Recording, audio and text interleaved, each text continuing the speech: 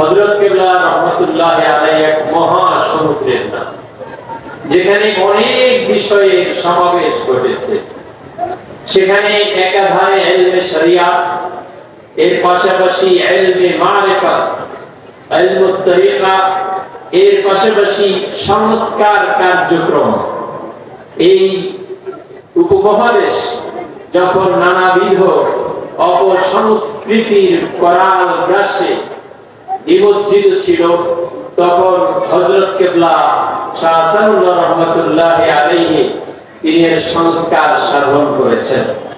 হযরত কিবলা শাহ হাসানুল্লাহ রাহমাতুল্লাহি আলাইহি জুমার সালাত প্রতিষ্ঠাকারী, হযরত কিবলা শাহ হাসানুল্লাহ রাহমাতুল্লাহি আলাইহি শিক্ষা সংস্কারক, ঢাকা বিশ্ববিদ্যালয়, প্রাচ্যের অক্সফোর্ড, সেটি প্রতিষ্ঠার ক্ষেত্রে যাদের অবদান রয়েছে তাদের অন্যতম হচ্ছেন হযরত কিবলা শাহ আহসানুল্লাহ রাহমাতুল্লাহি আলাইহি।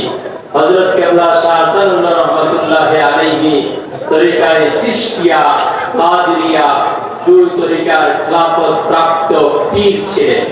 হযরত কিবলা ৭২ বছর বয়সে তিনি খেলাফত লাভ করেছেন এবং তার প্রায় ৪০ জনের মতো খলিফা বাংলার বিভিন্ন প্রান্তে ছড়িয়ে ছিটিয়ে দ্বীনের আঞ্জাম দিয়েছেন, খেদমত করেছেন।